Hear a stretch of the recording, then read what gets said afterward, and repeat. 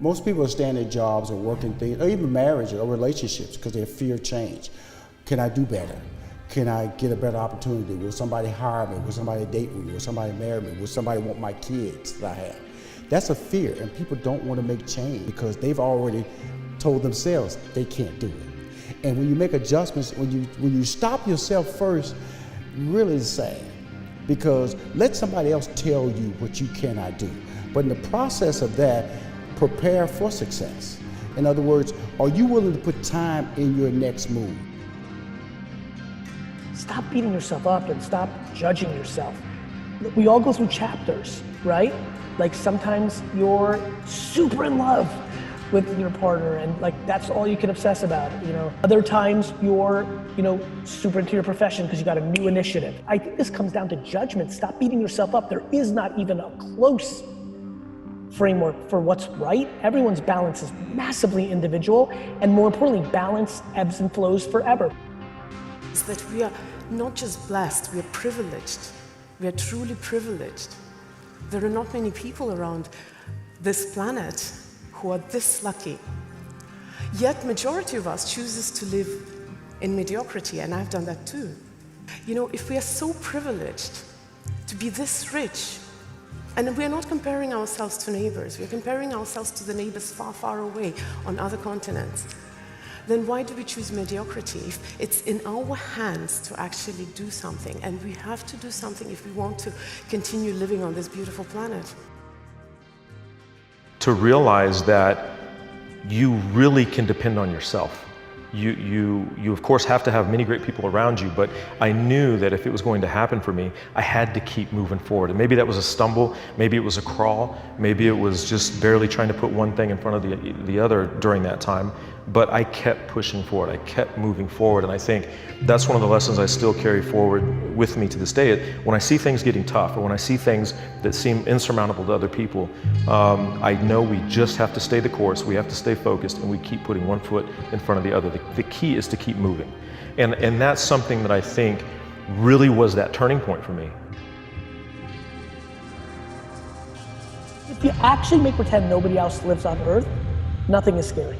I think people got caught. I think they just get caught that everybody's in this framework of other people's opinions. Like just, it's how we're raised. This is why I put out so much content. Maybe today's the day that I say it a different way that makes people realize their mom and their girlfriend and their boyfriend and their uncle, and definitely anonymous people on social media, and Louis and Gary's opinions actually don't matter. Wow, the liberation to then actually do shit.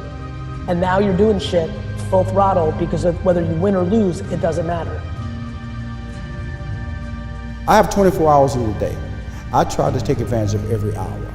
And I have certain rules that I initially tell people on a regular basis. If you want to start living a successful life, start locking into a consistent time that you should get up every day. Don't let it deviate. If you say get up at 8 o'clock, don't hit the other snooze and get up at 8:30. I get up at 4:30. That's just my time. I'm not a happy guy getting up, but that's a goal I set. And I'm gonna just tell you this honestly. If you're about to make a change in your life and you feel uncomfortable, that's the best feeling you can have. Because for the first time in your life, you're making a decision that's gonna be best for you and not what somebody told you to do. And that's when all bets are off, man, because you're about to enter some uncharted waters that's gonna force you to challenge yourself to be perfect in so many ways. And shooting for perfection is all good.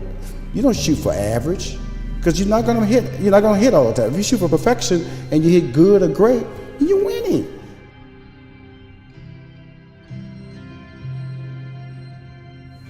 So what I'm trying to say is that sometimes when we think that we don't know the solution, we don't know the decision, it is not because we don't know.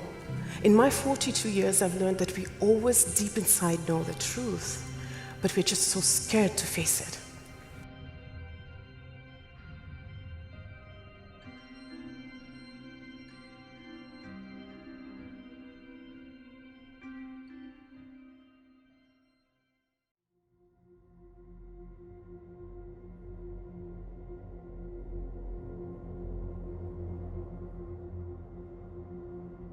There's a famous formula, which I'm sure you heard of, E plus R equals O, where E is the event, something happens to you, R is your reaction, and O is the outcome. And the only thing that matters is your reaction to whatever comes up. Because you know, in life, in business, stuff's going to come up at some point. You just don't know what it is. And it's all about your reaction, how you deal with that. So to me, the biggest thing is the humility was such a factor. I didn't realize how big of a deal that was, how much that worked for me. Is like, I don't believe I'm as great as I know I am. Like, my logical side knows that I'm up to something, but I just don't internalize it. I won't let it penetrate my soul. I think I have the ability to be the biggest deal, but I will never believe it. I believe anyone can change. It's never too late to change, and you can actually use the things in your past, use the darkness you can redeem it. Every experience that comes your way is a tool. When we lost our home and we had to go live with my grandparents, I understood that these are just material things, that doesn't define you. It doesn't make you. So when you get these challenges, when you have these things that come up in your life, continue to move forward. Baby steps. Baby steps. Become intentional about what it is that you're going to do. Nobody in your family may have done that. Nobody in your community, your city, your country may have done that. But if that's what's been put here for you, take it in baby steps. Begin to see how that you're going to move forward. It's exactly what I did once I came and understood my purpose and I understood what it is that I was supposed to be doing. I sat down and created a plan as to how I was going to go about deploying that. And I think that's what you really have to do, and take it in baby steps. Don't try to do the whole thing at once. Sit it down, look at it, break it down, rebuild it, put it back together, and then assign time frames to everything that you want to accomplish, and break it down in phases, and then focus everything you have on that phase. You know, we're obsessed about this idea about every one of us has a talent, but the truth is that we are multi-talented. And if I compare myself facet to facet to facet, there is always someone who has different energy, who's better at this, who's better at that. But what makes me valuable is the combination of what I have.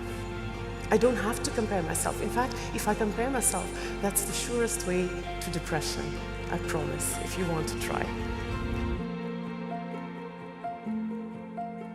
When you don't know where you're going in life, do not look 4 years down the line. Do not look 2 years or a year. You look next week, next month. You keep your goals short, and that way as you accomplish those goals, then you can start piling up little trophies or little moments to know that you're actually accomplishing something. You're actually climbing the steps to success. Where people make the mistake in their goals, but a goal that doesn't allow them to qualify success quick enough. And so I always tell people, shorten your goals, shorten your window, and that's how you find your voice. You cannot find your voice if you're trying to, if you say, I'm gonna come into Hollywood to be a star. But if you come in here just to be a star in entertainment, or you're going to college and you're trying to graduate in 4 years and what you're gonna do, it confuses people. That's why a lot of today's millennials, they see short-term success as a faster way of finding their voice versus a college degree. Those with the greatest hope have the greatest influence. And I love that. Like, there are two kinds of people in the world. There are people in the world that think the world is getting better, and there are people that think the world is getting worse. Who do you want to hang out with? And then you assign the time frames. I think the time frames, the timelines are the critical piece to it, because that's where so many people go from just having a hobby or a dream. And I'm sure many people understand that dreams are tough, because without a time frame, a timeline, they may just stay dreams. When you assign a time frame and a plan of action to it, it can become a goal, and then it can become attainable. And I think that's what you have to do, makes it very present then. You have your work cut out for you, you know what you need to do, and now it's just about doing it. Let's come out of this leaning into humility and gratitude, and that will be the springboard to everything we want. You know, just be grateful. Like, grateful for the time you're spending with family now, grateful for the innovation time, the thinking time. Gratitude and humility.